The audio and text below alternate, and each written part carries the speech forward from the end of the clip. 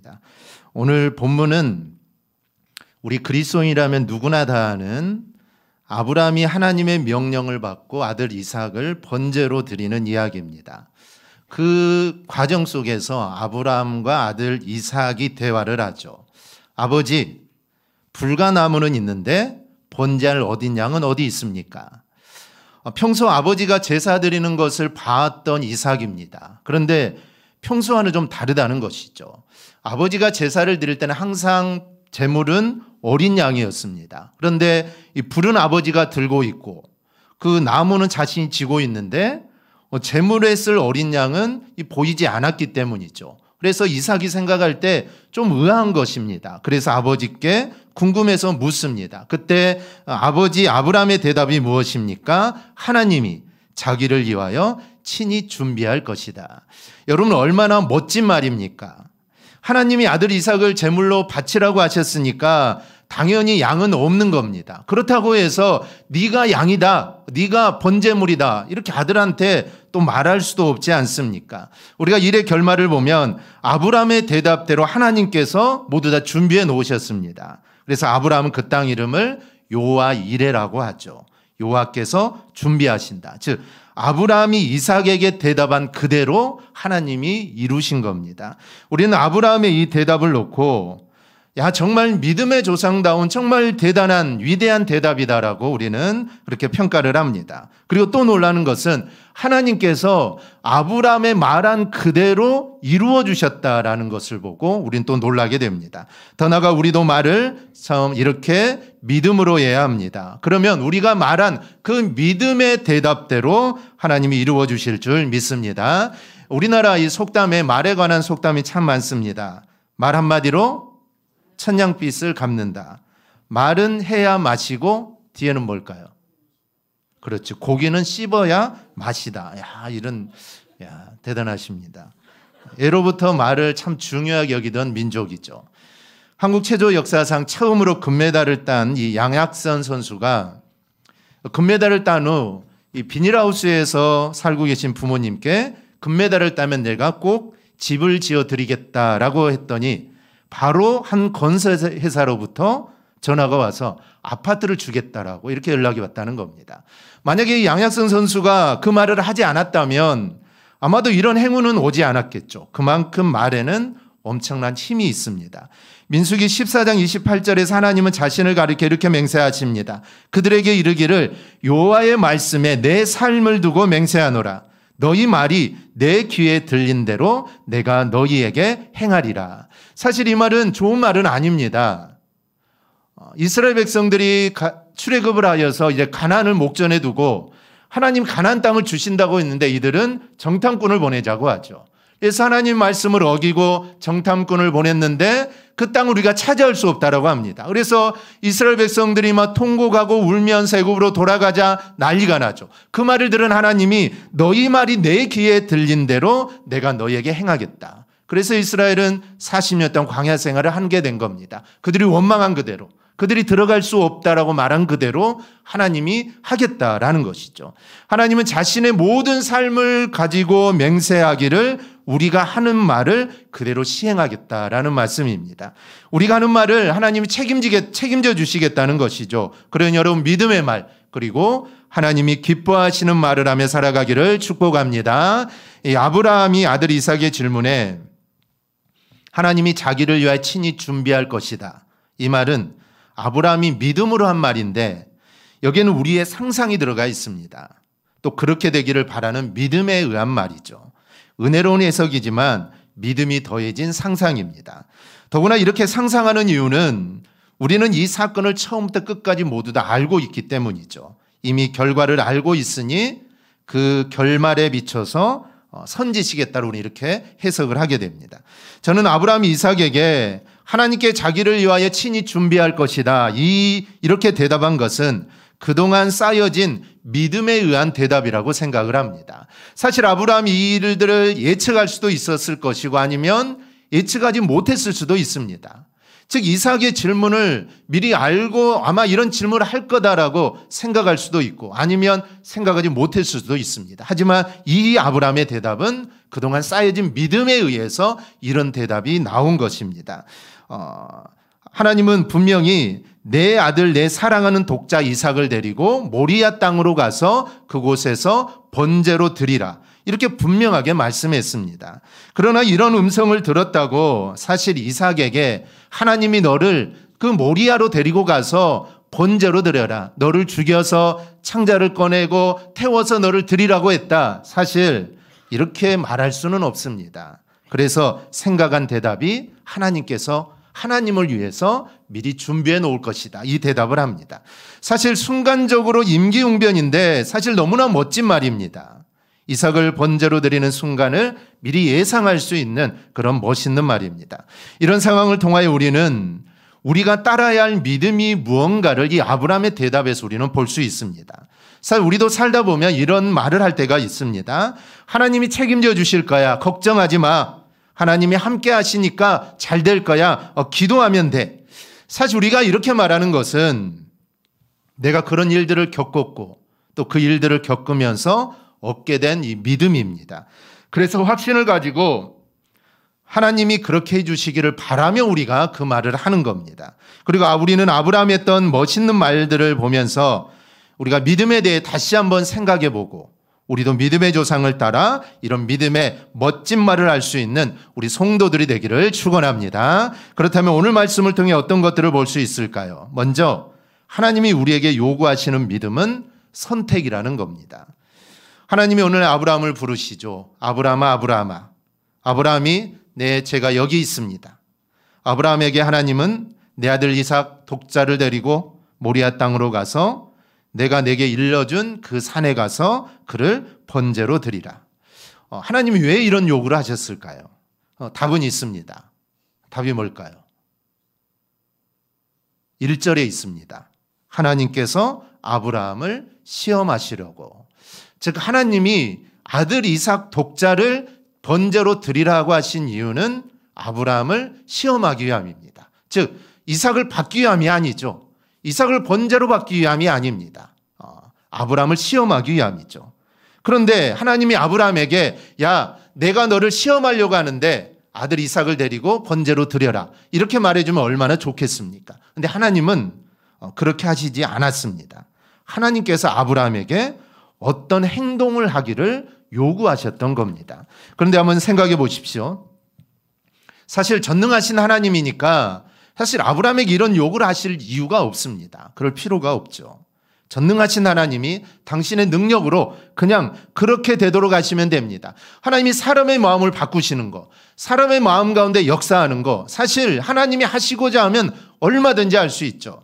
여러분 바로가 10가지의 재앙이 내릴 동안 그의 마음이 어떨 때는 좋아졌다가 보냈다가 또 아니었다다가 그렇게 한 것은 사실 하나님이 바로의 마음을 완악하게 했기 때문입니다. 그래서 바로로 하여금 이스라엘 백성을 보내지 않게 한 것이죠.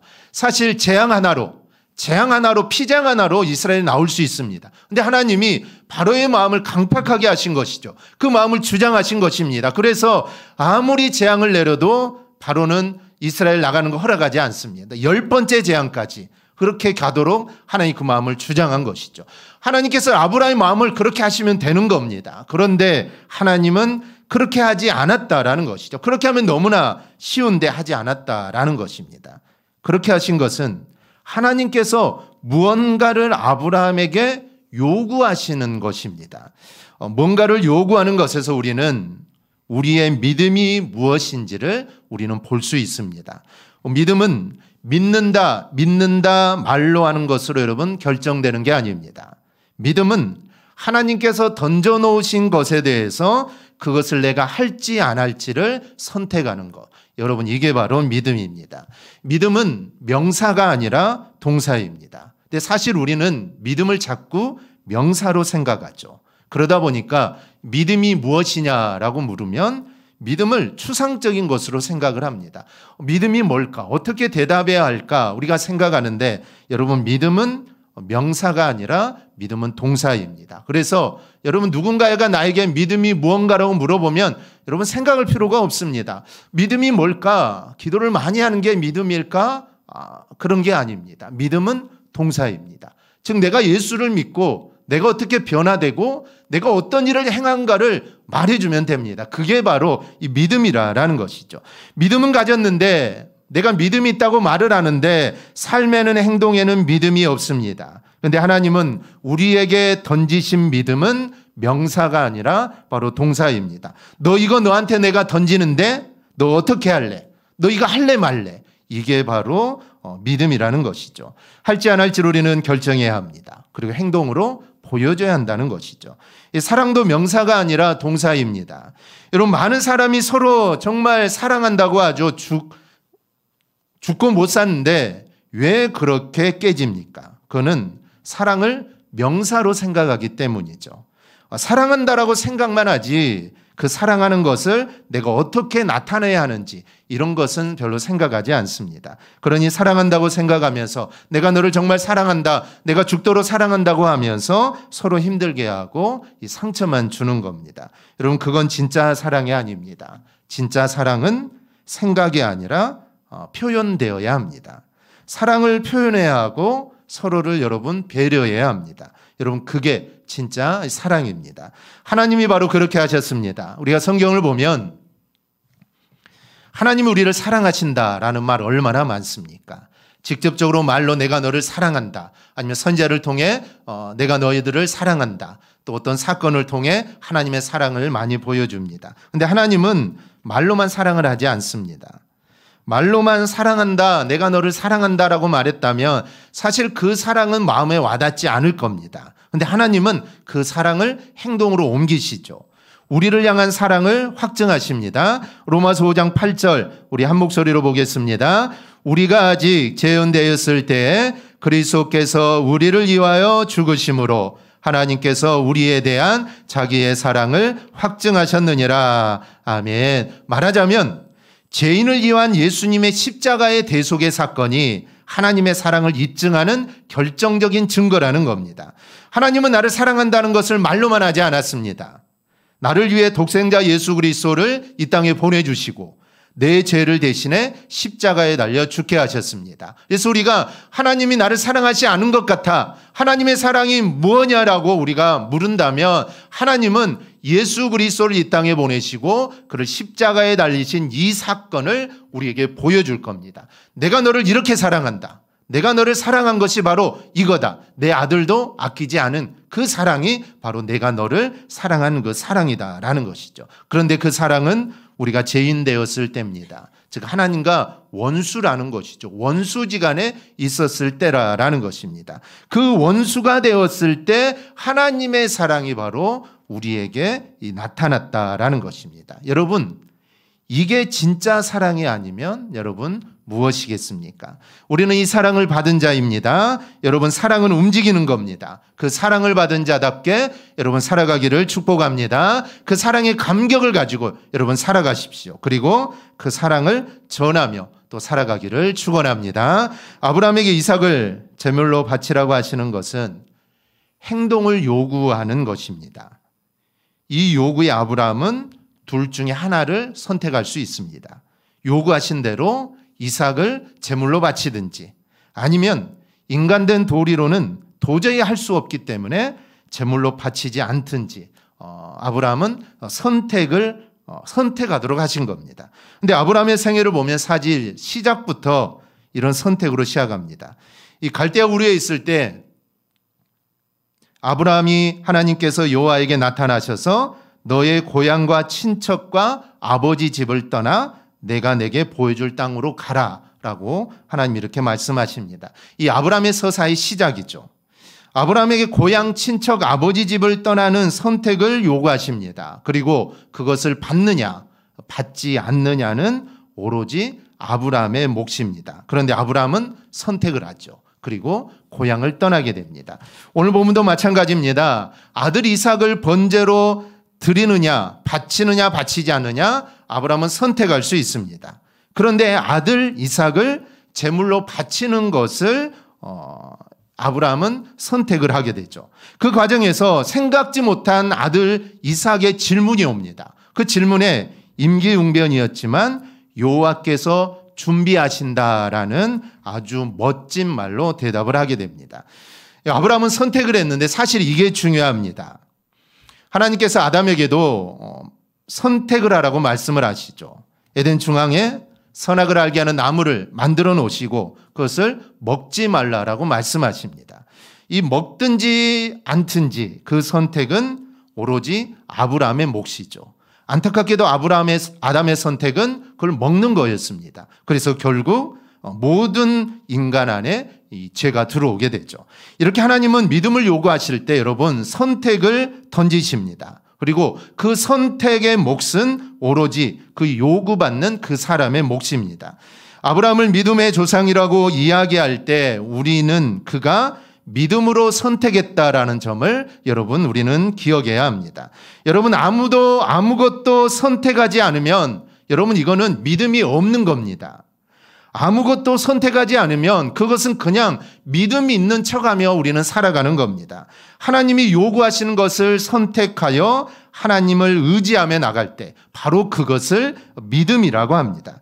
여러분 우리도 아브라함의 믿음을 따라 늘 믿음의 선택을 하며 살아가기를 축복합니다. 하나님이 내 앞에 던져놓으신 것들을 여러분 스스로 선택해 나가는 자들이 우리는 되어야 합니다. 주님은 베드로에게 무리를 걸어오라라고 말씀하시죠. 그때 베드로는 무리를 걸어 예수님께 갑니다. 이 CCM 중에 주님 나를 부르시니라는 곡이 있습니다. 후렴 가사를 보면 주님 여기 계시기에 이 깊은 바다가 반석이 되고 주님 여기 계시기에 반석 위를 내가 걸어가리라. 주님은 베드로에게 걸어오든지 말든지 네가 알아서 선택하라라고 하십니다. 그런데 베드로는 주님을 의지하여 불가능한 것 같은 선택을 합니다. 그런데 그 선택은 잘한 선택입니다. 그래서 불가능한 무리를 걷게 되죠. 여러분 주님이 나에게 요구하시는 일에 순종하면 불가능이 가능케 됨을 믿습니다. 주님은 그런 능력이 있으신 분입니다. 주님이 능력도 없으시면서 우리에게 그걸 요구하시는 게 아니죠. 주님이 능력이 없으시면서 베드로에게 무리를 걸어오라고 하신 게 아닙니다. 주님은 베드로로 하여금 무리를 걷도록 하실 능력이 있습니다. 그 능력이 있기에 그것을 요구하시는 것이죠. 아브라함에게도 동일합니다. 아브라함에게도 아들 이삭을 번제로 드리라고 한 것은 하나님은 그것을 해결할 능력이 있기 때문에 그 일을 요구하신 것이죠. 능력이 없으시면서 하나님이 우리에게 요구하는 게 아닙니다. 즉 하나님이 무언가를 나에게 선택하기를 원하신다면 우리가 그게 불가능하고 도저히 안 될 것 같지만 그것을 선택한다면 하나님은 그 일을 이루어 가신다는 것이죠. 하나님은 그러한 능력이 있습니다. 우리 모두 이 사실을 믿고 늘 좋은 선택 그리고 믿음의 선택을 하며 살아가기를 축복합니다. 둘째로 믿음의 선택은 고민을 담고 있습니다. 오늘 본문에 나타난 이야기에 우리가 간과해서는 안 되는 것 중에 하나가 아브라함의 고민입니다. 우리는 하나님께서 이삭을 바치라고 하니까 이 아브라함이 그 말씀을 듣고 별 고민도 없이 아침 일찍 일어나 이삭과 함께 출발한 것으로 생각을 합니다. 그러나 행간을 읽어보면 아브라함에게는 이 과정이 고통의 시간이었음을 알 수 있습니다. 아브라함은 다음날 아침에 일찍 일어나 길을 떠났는데 과연 아브라함이 길을 떠나기 그 전날에 편히 잠을 잘 수 있었을까요? 만약에 이게 하나님의 명령이니까 그래 하나님 명령이니까 해야지 별 생각 없이 그냥 잠을 잤다고 생각하면 사실 그것은 아브라함의 아버지의 마음이 아닙니다. 그건 인간도 아니죠. 인간이라고 할 수가 없습니다. 하나님의 명령이 분명하니 그 명령을 따르는 것 분명히 선택을 해야 하는데 그런데 그 명령이 사랑하는 아들 독자를 바쳐야 되는 것이니 이건 도저히 여러분 따를 수 없는 일입니다. 그러니 아브라함은 사실 그날 밤 한잠도 자지 못했을 겁니다. 고통스러워 이리 뒤척이고 저리 뒤척이면서 뜬 눈으로 밤을 새우고 이제 더 이상 누워있을 수 없어서 새벽에 출발했을 겁니다. 모리의 산까지 가는 길이 왜 이리 멉니까? 3일이나 걸립니다. 사흘 내내 아브라함의 마음은 아마 전쟁이었을 겁니다. 그의 낯빛은 근심과 고통으로 가득 찼고 그것을 이삭도 느꼈겠죠. 겉으로는 평소와 다르지 않지만 뭔가 다른 무거운 느낌이 느껴졌을 겁니다. 그런 와중에 이삭이 어린 양이 어디 있냐라고 묻으니까 아브라함이 얼마나 당황했겠습니까? 얼떨결에 여호와께서 준비해 주실 것이다 라고 대답했지만 사실 이 대답은 아브라함의 믿음을 보여주는 대답입니다. 우리는 이 아브라함의 고민을 보아야 합니다. 여러분, 믿음은 기계적인 게 아닙니다. 그냥 믿으면 모든 게 만사형통이 되는 게 아닙니다. 믿음은 무언가를 선택하는 것이고 그 선택은 고민과 고통을 여러분 동반하게 됩니다. 고민하면서 선택하는 것이고 그리고 내가 선택했다면 또 그 선택에 또 한 번 고민할 수밖에 없습니다. 여러분, 이게 바로 믿음이라는 것이죠. 편한 상태에서 결정하고 결정한 대로 나가는 것이 아닙니다. 여러분, 그런 믿음은 절대로 없습니다. 뜬 눈으로 밤을 지새우면서 아브라함은 자신의 선택을 번복하고 또 번복했을 겁니다. 가야지 하면서도 또 한참 있다가 아니야, 이건 아니지. 또 한참 있다가 하나님 명령이니까 가야겠지. 아니, 어떻게 아들을 죽일 수 있어? 이건 아니야. 나는 갈 수 없어. 아마 그 밤새도록 그는 수없이 그 일들을 되풀이했을 겁니다. 그리고 3일을 가면서도 아마 그는 수많은 생각들이 들었겠죠. 가자. 아니, 되돌아가자. 다시 집으로 가자. 아니, 도망가자. 아니, 모리아로 가야 해. 그는 수십 번 아마 수백 번 고민하고 또 결정하고 또 고민하고 결정하고 이와 같은 일들을 그는 수없이 많이 했을 것입니다. 바로 이게 믿음이다라는 것이죠. 이렇게 믿음은 어떤 선택을 하는 것에 대해서 고민을 동반하고 고통을 동반합니다. 그리고 선택을 이루어가면서 우리는 고민할 수밖에 없습니다. 그런 고민 속에 이루어진 일이기에 그것을 바로 여러분 믿음이다라고 하는 것입니다. 여러분, 무엇을 고민하십니까? 하나님이 던지신 것을 선택하는 것들을 여러분 고민하십니까? 아니면 어떻게 하면 내가 조금이라도 더 편한 길로 갈 수 있을지 이런 일들을 고민하십니까? 아니면 그냥 별 고민 없이 그저 상황에 따라 여러분 이리저리 흘러가고 계십니까? 이런 고민이 없다면 믿음이 아니라는 점입니다. 하나님이 제시한 것들은 사실 여러분 간단하지 않습니다. 힘이 들죠. 어떨 때는 이해가 되지 않을 때도 있습니다. 그런데도 그 선택을 돌이키지 않고 그대로 이루어 나가는 것. 그렇다면 그 안에는 고민과 고통이 따르기 마련입니다. 이 과정이 바로 여러분 믿음입니다. 때로는 그 과정에서 실패하기도 합니다. 우리가 아브라함의 이야기를 하지만 사실 아담은 실패했습니다. 즉 따먹지 않을 수도 있는 선택이 있었는데 그는 그걸 따먹었죠. 그래서 그는 실패합니다. 베드로도 사실 성공한 것 같지만 그도 실패합니다. 그런 실패나 실수가 있더라도 고민하면서 선택하고 또 선택하면서 또 고민하는 게 바로 이 믿음입니다. 우리는 하나님의 뜻을 이루기 위하여 고민하며 나가야 합니다. 이 나의 갈 길 다가도록 찬송가를 보면 무슨 일을 만나든지 만사형통하리라 라는 가사가 있습니다. 여러분, 믿으면 만사형통한다. 이거는 100% 맞는 말입니다.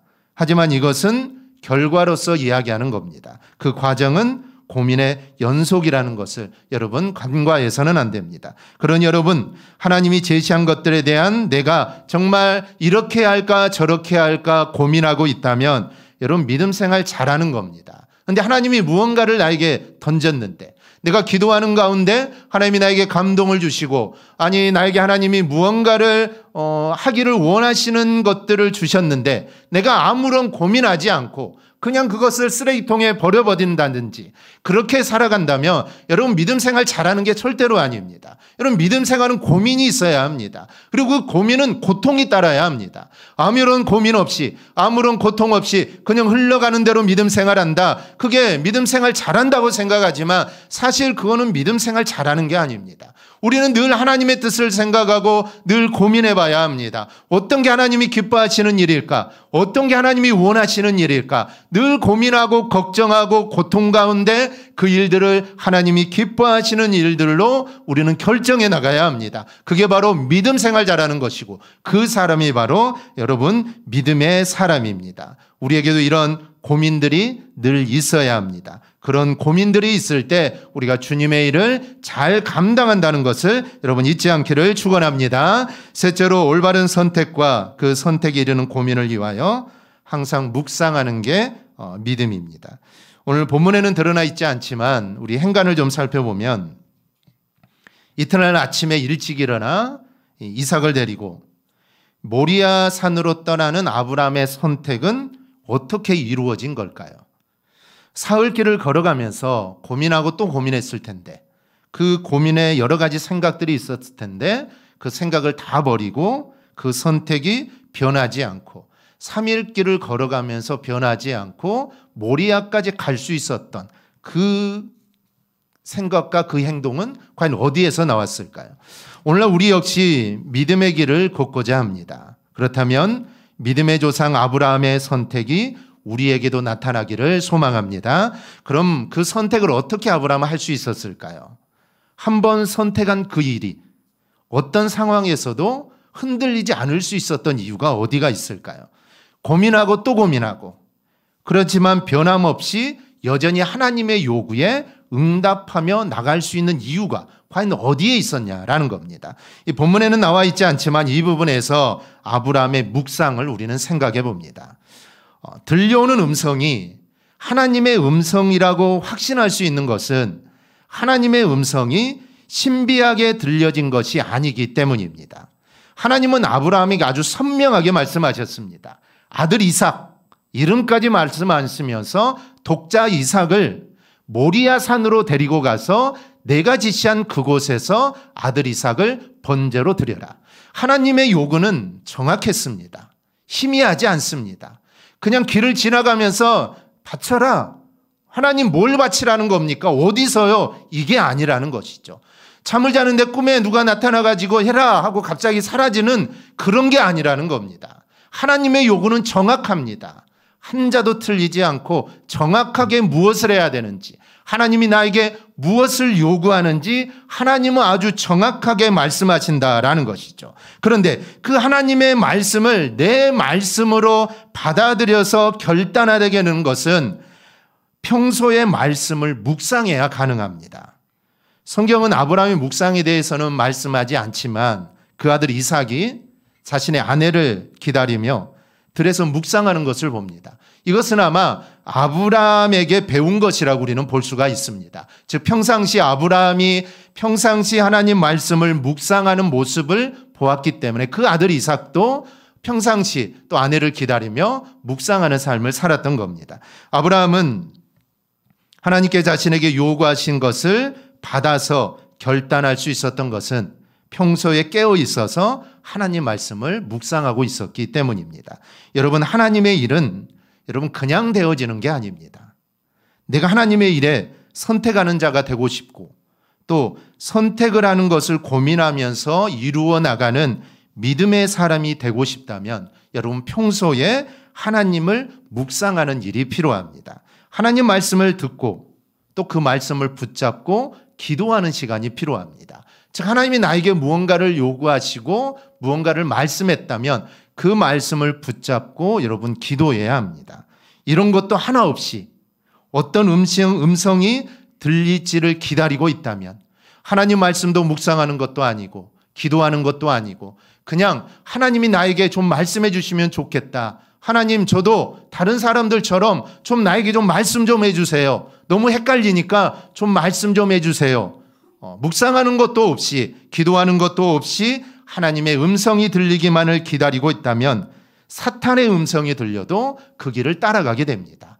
마치 그 말이 사탄의 음성인데 정말 사탄의 음성인데 그 말이 하나님의 음성인 줄 알고 그 말을 따라 가게 된다라는 것이죠. 하나님 말씀을 묵상하며 기도할 때 하나님이 던져주시는 것을 선택하게 된다는 것을 여러분 절대로 잊지 않기를 축원합니다. 하나님 말씀을 묵상하며 기도할 때 그 선택이 멋있어서가 아니고 하나님이 바라시는 것이라고 깨닫기에 그게 고민되고 고통스럽지만 변하지 않고 그 길들을 우리가 이어가는 것입니다. 그래서 믿음의 사람이다라고 하는 것입니다. 우리가 아브라함을 믿음의 조상, 믿음의 사람 이렇게 말하는 것은 그 선택의 기로에서 그는 믿음의 선택을 했기 때문에 그를 믿음의 조상이라고 하는 것입니다. 처음부터 선택의 기로에 섰고 그는 하나님을 선택했죠. 그리고 마지막 하나님의 시험, 이게 이제 하나님의 마지막 시험입니다. 즉 최종 단계이죠. 내가 이 아브라함을 내 믿음의 조상으로 내가 불러줄 것인지, 이 믿음의 첫 사람으로 내가 삼아줄 것인지 하나님 마지막으로 테스트를 하신 것이죠. 근데 그 마지막 테스트에 아브라함은 합격을 합니다. 성경 읽어보면 이제 하나님은 아브라함을 시험하지 않습니다. 이제 시험할 필요가 없다는 것이죠. 최종 테스트에 합격한 것입니다. 그래서 그는 믿음의 조상, 믿음의 사람이 된 것입니다. 그렇기 때문에 우리도 정말 하나님이 무언가를 나에게 요구하실 때 우리는 가만히 있어서는 안 됩니다. 우리는 선택해야 합니다. 그런데 그 선택은 하나님이 기뻐하시는 일들을 우리는 선택해야 될 줄 믿습니다. 선택에 있어서 여러분 고민하세요. 고민해야 합니다. 고민하지 않으면 안 됩니다. 그냥 하나님이 하라고 했으니까, 하나님의 일이니까 그래 하자, 이것도 중요하지만 그 선택에는 늘 고민이 있어야 합니다. 그런데 그 고민을 하고 고통 가운데 나는 안 해, 이게 아니라 그 고통과 고민 가운데서 하나님이 기뻐하시는 일이 무언가를 깨닫고 그 일을 우리는 해야 하는 것입니다. 고통스럽지만 고민하고 그것이 하나님의 뜻이라며 우리는 그 길로 가면 됩니다. 그리고 판단과 지속이 마음에 서기 위해 이런 묵상하는 삶을 늘 살아가기를 바랍니다. 그러면 우리도 정말 아브라함처럼 아주 멋있는 변명을 하게 될 것입니다. 어찌 보면 아브라함의 변명이죠. 변명입니다. 사실은 네가 재물이다라고 말해 주어야 하죠. 근데 말할 수 없기 때문에 변명을 한 것입니다. 하나님이 알아서 하실 것이다. 이 모든 것을 그냥 하나님께 떠맡기는 것이죠. 하나님께 맡겨버리는 것입니다. 하나님께 변명한 것이죠. 하나님이 할 거다. 나는 모르니까 나는 어떻게 할 수 없고. 사실 아브라함이 하나님이 예비하실지 아브라함은 몰랐습니다. 아브라함은 내가 진짜 이삭을 죽여야 되는구나. 내 아들 이삭을 죽여서 내가 하나님께 번제로 드려야 되는구나. 그 아브라함은 산에 오르면서 그 100% 확신을 가지고 칼을 들어 이삭을 죽이려고 했던 것입니다. 즉 하나님 무언가를 예비해 놓은 것을 아브라함은 몰랐다는 것이죠. 그러니까 이거는 사실 변명에 불과한 것입니다. 나는 어떻게 할 수 없으니까 그래 하나님이 알아서 하시겠지. 변명에 불과하지만 이 변명이 정말 멋진 변명이었다라는 것이죠. 이런 멋진 변명을 할 수 있는 것은 늘 말씀을 묵상하고 하나님이 기뻐하시는 일들을 고민하고 선택할 때 여러분들도 이런 멋진 대답을 할 수 있는 것입니다. 변명이지만 정말로 멋진 대답이 우리의 입술을 통해 나오게 되는 것입니다. 오늘 말씀을 듣는 우리 모두도 정말 아브라함처럼 믿음의 선택을 하기를 축복합니다. 정말 하나님이 기뻐하시는 일들이 과연 무엇일까? 그 일들을 우리는 늘 생각하며 그 일들을 고민하고 또 그 일들을 선택하는 우리 모두가 되어서 우리의 삶을 통해 하나님께 기쁨을 올려드리고 또 세상이 우리의 믿음을 증거하며 살아가기를 주님의 이름으로 축원합니다. 아멘. 기도하겠습니다.